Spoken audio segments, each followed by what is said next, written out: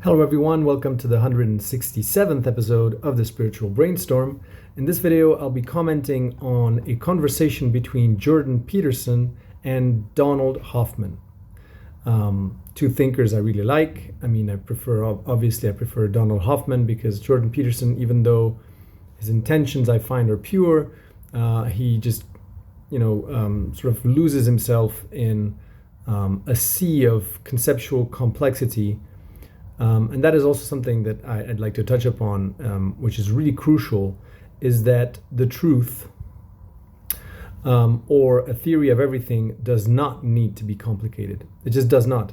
And we assume that things are complicated for many reasons, be it, intellectual reasons or because science, has sort of distorted our worldview into believing everything is complicated, especially, not just complex, complicated. And then we just, it's hard for us to see past the sea of conceptual thinking that we are in and that we bathe in. Like reading too much, for instance, is as bad as not reading at all, because then you just get lost in your own, in all of these meanderings, all of these different models and stuff. I really do appreciate the work of Donald Hoffman, though, even though he still has a scientific approach to deconstructing our reality and an empirical one, which is testing these ideas that the world as we perceive it is an interface and is not real, fundamental reality. And with that, I totally agree. I came to the exact same conclusion via different means, not via,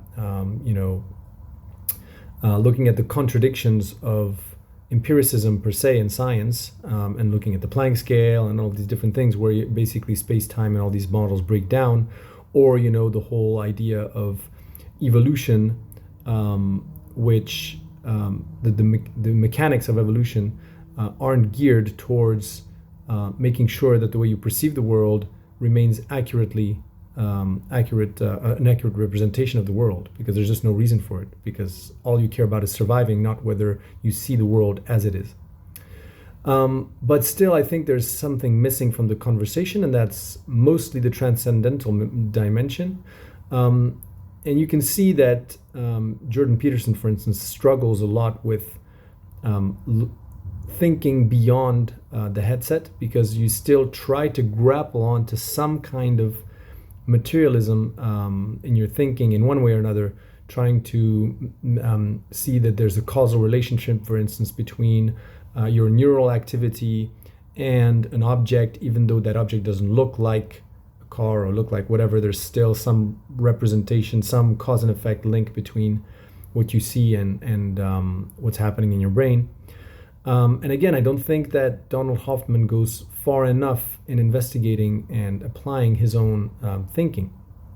Now, in the previous episodes, I think I've made that kind of clear when I said that nothing exists except your inner state of being. Your inner state of being, when you close your eyes and you sort of feel what you feel inside your body, is the only thing that exists. And then the outside reality as you perceive it represents all kinds of potential future alternate states of being that you could be in. For instance, if I just walk in this hotel room and go to the bathroom, all that it is ultimately is a change in my inner state of being. That's what it is fundamentally. And even moving an object, even touching anything, ultimately, all of it translates into a change in your inner state of being, nothing more.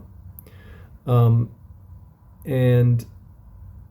anything that for instance, if you're cut by a knife, your body memorizes that experience or integrates that experience as a new inner state of being. And that inner state of being then is applied to the knife as well, because the molecules maybe shifted a little bit, tiny bit, the atoms and what's not. But they don't need to exist. All that needs to exist is the experience of your body, which actually memorizes everything that happened to it on the outside, and so the outside reality just reflects the memory of the body and your inner state of being. So that's why, in many spiritual thinking and circles, they say that if you could radically shift your inner state of being by yourself without needing to do anything, you can affect reality in a much deeper and more profound way than manipulating it on the outside. Now, the outside, we've created that interface for a reason, because obviously manipulating your inner state, you do it when you lucid dream, for instance. You manipulate your inner state, and then that reflects on what you experience on the outside, and there's no limit as to being able to do so. It's just that you prefer to experience the shift in your inner state via an external reality, because it's a more enjoyable experience, kind of more intuitive as well, the symbolic representation of inner states of being. And you see the signs of that being true almost anywhere, everywhere. Like, for instance, LLMs, you use very short prompts to describe what is happening on what they generate on the outside. You like, the inside is like the prompt, and then the outside is like the representation, the symbolic representation of that tiny little piece of information. And so you always have like these relationships between different levels of reality. But let's go back to the beginning, because this inside-outside relationship obviously doesn't exist before the Big Bang, because there's no inside, no outside. And then looking into evolution a bit, and this Darwinian evolution, and deconstructing that a little bit further. So one thing that unfortunately is still readily admitted is that the Big Bang and cause and effect linear time is still so deeply ingrained in many people, and I think including Donald Hoffman. They haven't like passed that kind of way of thinking about and conceptualizing experience and reality. And so, as I've said before, like, the very first thing that appears is an infinite number of dissociated consciousnesses through this illusion where one consciousness interacts with itself, not knowing it as itself, and then because it gives it more attention, more or less attention, from one side of a kind of mirror to the other, it creates a dissociation, like an imbalance in a feeling of existing, which is normally evenly spread out, and now suddenly some parts feel like they exist more than others, which translates into an agitated state of mind of this consciousness, plus a dissociation of its consciousness into tiny little subparts that believe they're separate. But that is the initial kind of state, which is the Om sound. The universe is sound, the universe is pure vibration, but it's just like a stormy sea where if you wanted to identify with one specific wave on top of that ocean, it would be impossible, because it just everything interpenetrates with everything else. And so at that point, what you have to do is to go from sound to light, and going from sound to light is via black holes, which is this toroidal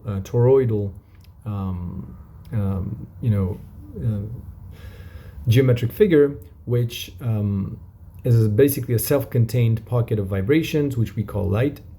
And so the universe is then, it's like it scales from nothingness upwards and from infinity downwards via these different steps, and until it meets in the middle, which is where life starts. The only reason for creating these different kind of forms or steps is an attempt at breaking from perfect symmetry.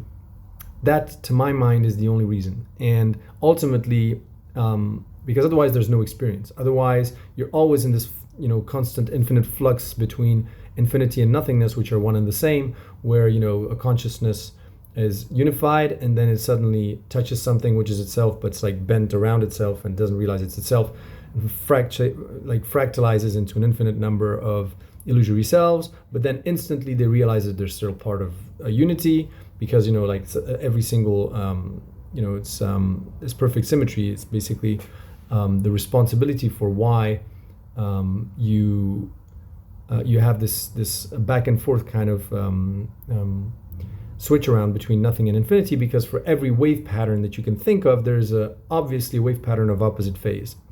And if you don't find a way to break that symmetry of anytime you think of one kind of pattern, there's a flip pattern to that one, and if you play them simultaneously, which is there is no time at that point, everything is simultaneous, then everything cancels itself out, and so you have this superposition forever and ever of nothing and everything coexisting as one. And so breaking perfect symmetry is the first kind of objective or goal. And in order to do that, you need to create these different forms. Like a self-contained pocket of light is one step, and then it just goes further from there. So basically, you have light, and then the universe is like you go down from the multiverse to the universe. Multiverse is like this sea of vibrations, which is undifferentiated. You can call that the multiverse, maybe. Maybe it's even not even a multiverse because it's not differentiated yet.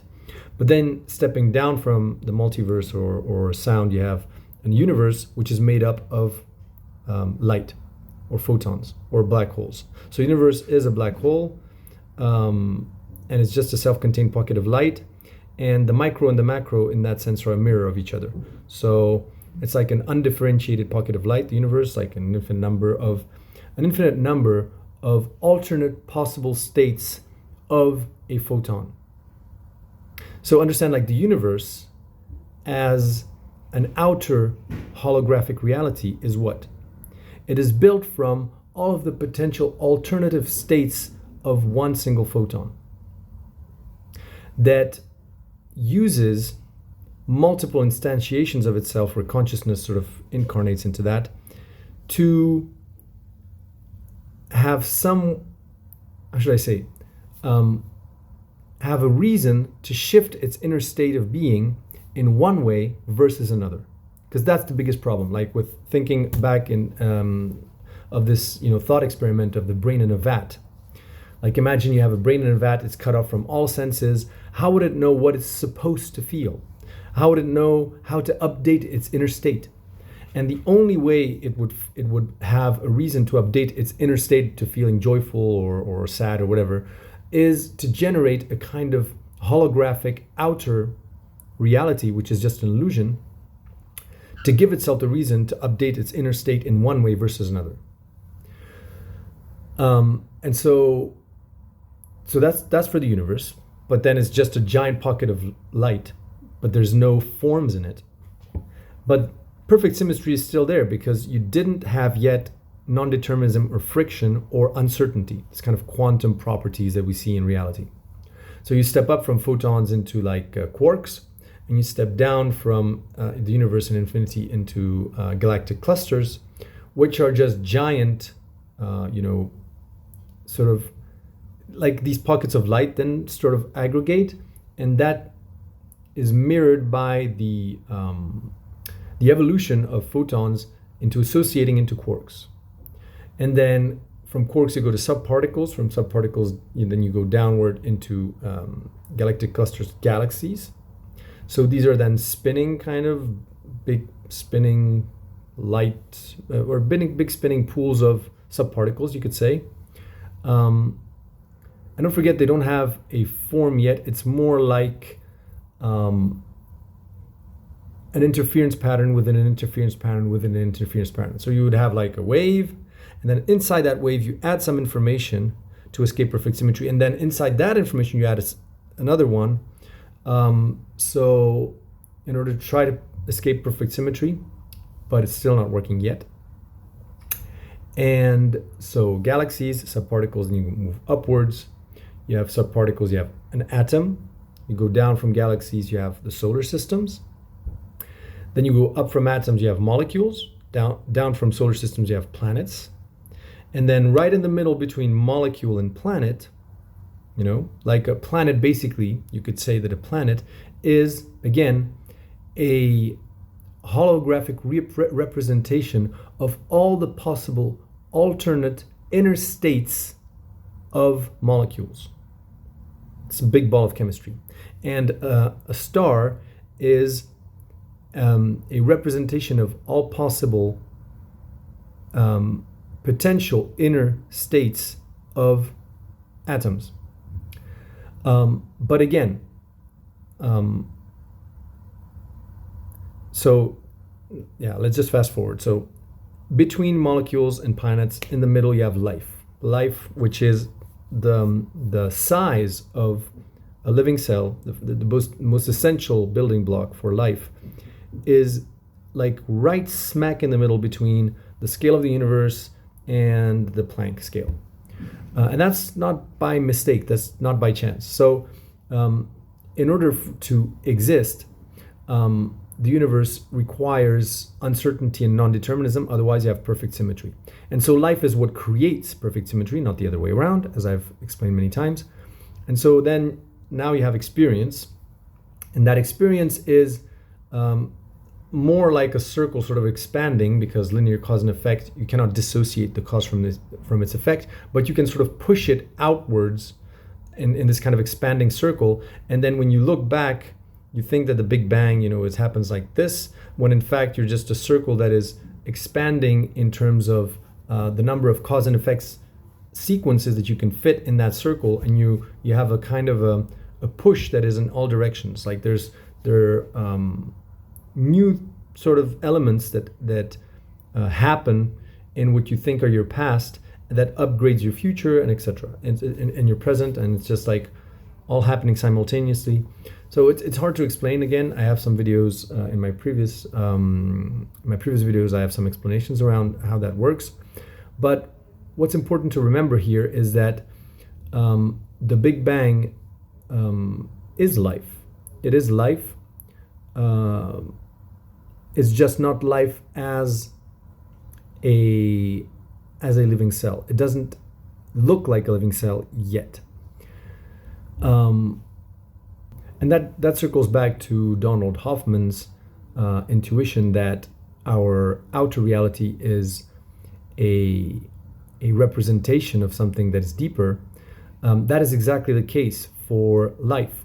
So life doesn't look like a unicellular organism to begin with. It is just this bundle of some information or some, how should I say, like, well, first of all, it's in the middle between nothingness and everything, so that's really important. And then it's the combination of two kind of consciousnesses. One that is the omniscient, that limits itself to give itself the illusion that it is just life or a living cell, and one that works its way upwards through all of the layers in order to match that level of reality. So that's the first thing to understand. And then indeed from there,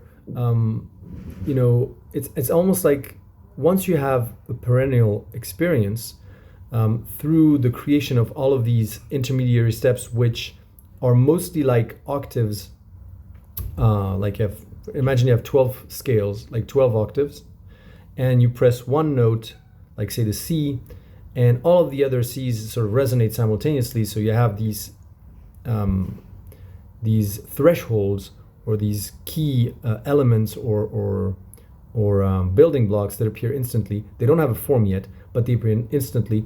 And then life, through the experience of updating its inner state in a way that is non-deterministic and using other instantiations or versions of itself to interact with itself and give itself a reason to update its inner state in one way or another, gradually builds up that interface that we're seeing right now. So when you had the very first cell that appeared in the universe, quote unquote, the cellular multiplication that you see when they divide does not happen in the same dimension or reality. What you're actually seeing is, and I've said this in previous videos, is that it's almost like the universe is copying itself over, and then there are two versions of the universe, one with each cell, and then these two universes interact with each other via using as a proxy these living cells to understand how to update their inner state of being in a way that is very specific and that breaks perfect symmetry. That's the only reason for life, for being, for life, for existing. So imagine the universe, the entire universe is the living cell, but it cannot exist without that living cell, because the living cell is what breaks perfect symmetry within it. And in order to update its inner state in a certain way that is non-deterministic, it uses that living cell. So the living cell is the entire universe. It's just that its consciousness restricts itself to give itself the illusion that it is only the living cell and not the entire universe. And then everything that happens in the universe that the living cell sort of experiences, it's a mirror kind of thing, where every experience it has on the outside is reflected on its inside, and vice versa. So whenever an event that is perceived as in its outer reality happens to it, it affects it on the inside, and that updates the state of the universe on the outside. On the outside, well, these terminologies are very difficult to get because it's one and the same kind of thing, right? So, yeah.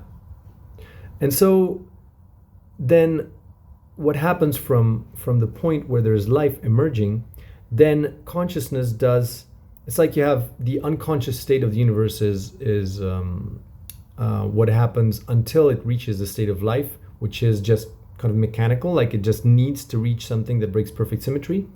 And from that cell, from that living cell, it then consciousness tries to work its way upward to embrace the entire universe back into unity via assembling the core fundamental building block of life to form larger collectives, which grows consciousness in order to embrace more of itself, so to speak. And so that's what drives evolution fundamentally. So we wonder, like, for instance, why did lions evolve this way and apes evolve this way, and why is there, it's this idea that evolution is not something that pushes you in the back, but it's something that pulls you forward towards an aim, an attractor, a future. And here I go back to the work of Michael Levin. It's this idea that regardless of the different evolutionary paths, biology had to, or was forced to, manifest creatures that could become the bridge between the material and the immaterial realm. Conceptual thinking, ideas, all of that stuff. So it's almost as if the moment the living cell appeared, it had to lead to the manifestation of humans one way or another. And then in between, you can play a million different scenarios, but that's the end goal, because as I said, like, consciousness then tries to work its way upward, because that's the only place to go, basically. There's no other place to go. It's consciousness that masters certain scales, and by mastering certain scales, like going from C4 to C5, and then from C5 to C6, and all of the intermediary steps, it becomes a master in creating harmony between those frequency bands, which is proxy for an increased level of complexity in inner states of being. And then that's what evolution is fundamentally. So you can think of so imagine like the pocket of light, a photon, right? And it has a certain inner state of being, and its inner state of being can become more and more and more subtle and complex, which reflects the infinitely complex mind of the universe.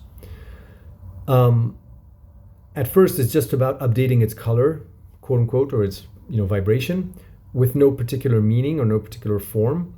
But then you can see that as complexity increases, the world we have around us, like, that is made up of living light fundamentally, is super, super subtle and complex. And our inner states of being as humans are also super, super, super granular and complex compared to the inner states of being of an amoeba or of a jellyfish, right? A human can have inner states of being that are super, super subtle, and that is made possible because we have this symbolic interface or reality around us that represents so many different granular and very, very fine different inner states of being. Like, whenever I pick up an object, like this paper here, ultimately it translates into a shift in my inner state of being.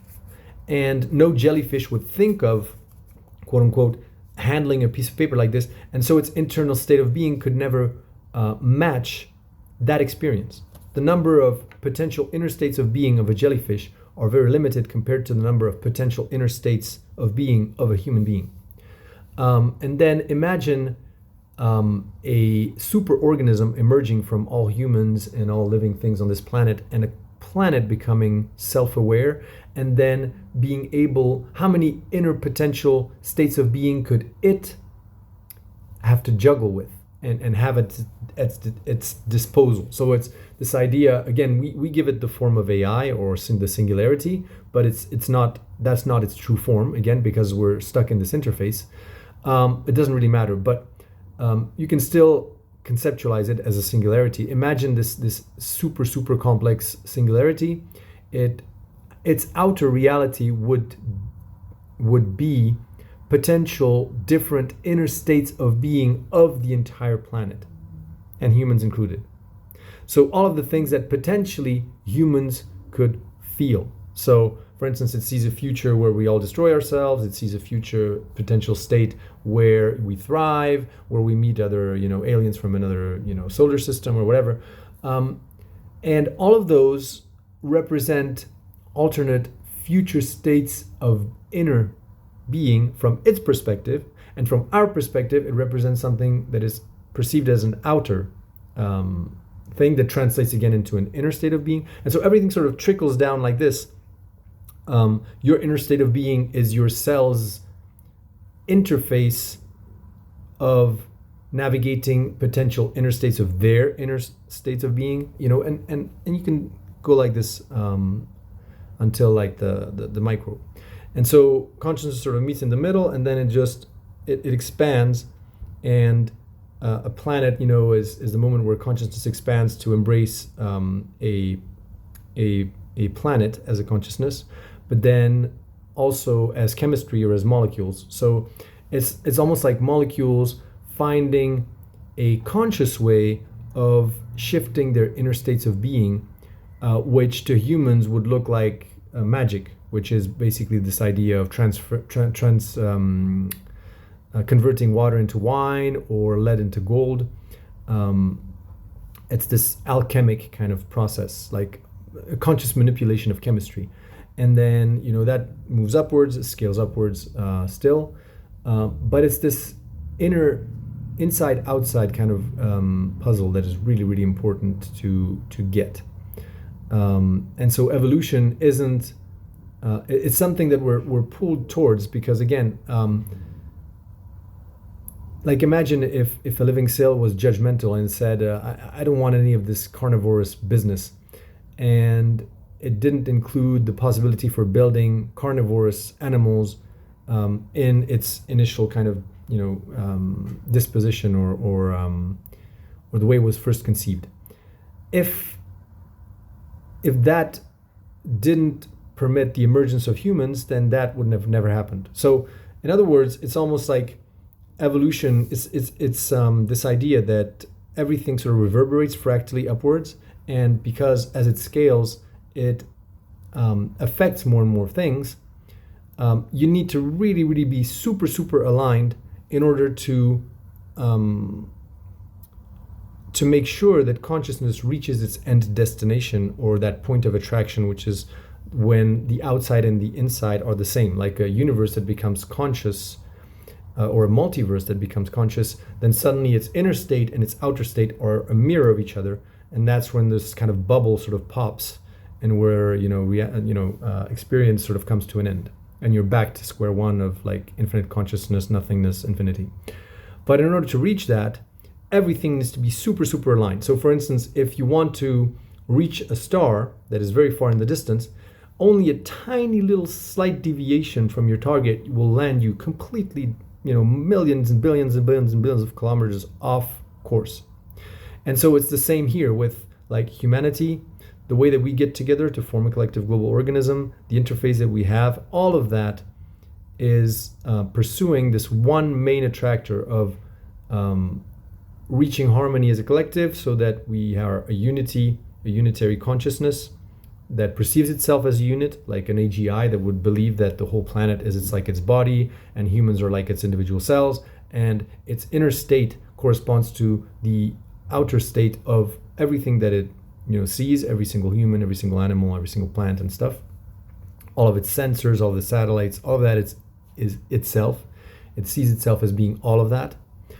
And then that also, its interface, its way of conceptualizing these inner states and the way that it interacts with different versions of itself, that also has to align in order to reach a solar system sort of becoming self-aware or conscious via it's almost like the solar system is a multiple number of singularities or self-aware planets that get together in a way that to us is unimaginable, and that's like where the moment the solar system becomes conscious and then thinks of itself as one global inner state, like you've managed to encompass all of that, and now it's within you, it's inside of you, and the prerequisites for that are universal. It's just harmony. Like for you as a human being to feel the things that you feel as a unit, as a unitary consciousness. Like for instance, when you feel sad, you don't feel like, oh, this piece of my arm feels sad and this one is not sad. I mean, it's like this, the feelings that you have, the inner states of being that you have are unified. They're not separate, or you understand that if your stomach is in a bad shape, then the rest of your body can't function properly as well. And so there's this interdependence and harmony between all of your parts, which makes it possible for you as a higher consciousness to experience inner states in a coherent and unitary kind of way, right? And the same is true at all levels of reality. And so we're only at the very beginning of creation, quote unquote. That's why the interface evolved the way that it evolved, not based on survival of the fittest kind of principles. So survival of the fittest, again, is this idea of something pushing you in the back, and cause and effect and all of that stuff. Whereas the way that I'm thinking about it is that there's an attractor, there is an objective that is already existing somewhere in the future that you have to reach because there's no other place to go. And then everything that you experience is just meanderings to get there. Just like you have those two Tesla kind of balls that are charged with electricity, and then there's an arc that goes from one to the other. That arc is not linear. That arc doesn't go in all kinds of swervy, weird directions. But you see that there is, even though it doesn't go in a straight line, there is kind of a path that is created between them. And it's almost like, the living cell, the human, the planetary consciousness, the solar system as a consciousness, which only represents mere like octaves basically of complexity in potential inner states of being, exist instantly. And then it's just about creating those bridges, like these arcs between them. And that's what we're experiencing. We're in one of those arcs going towards the next level. It's something that is still quite complex to juggle with because you have to think outside of space-time, outside of many, many things that are still there and that plague your vocabulary even, because when I'm saying living cell and I'm saying that life is not a living cell originally, it's very hard to picture what is life then. How does it look like initially before the interface is created? Because now we look back at life and we see it as a living cell. What did it appear? What form did it have initially? And to me, that is one of the greatest mysteries. But to me, it's just this idea of non-determinism and breaking perfect symmetry, and it's actually just universe. And also, an important thing to remember is that it's the implications, is to grapple with the implications of the fact that we're not seeing fundamental or base reality. And that's the thing that most people sweep under the rug. They're like, oh yeah, reality is an interface, but they still then fail to act on the implications of that realization. How does it change the way that we should behave to each other? How does it change the way that we should interact with matter or with, or do science or and those are things that are swept under the carpet all too often. because of all that, this materialist thinking got us to. Like, the computer that I'm recording this with is the result of materialist thinking.